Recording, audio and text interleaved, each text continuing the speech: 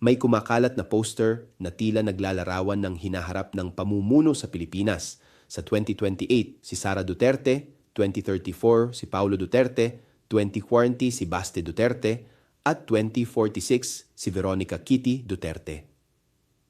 Para bang ang pamumuno sa bansa ay nakatakdang manatili sa iisang pamilya sa loob ng maraming dekada. Ang ganitong imahe ay hindi lamang simpleng suporta sa isang kandidato.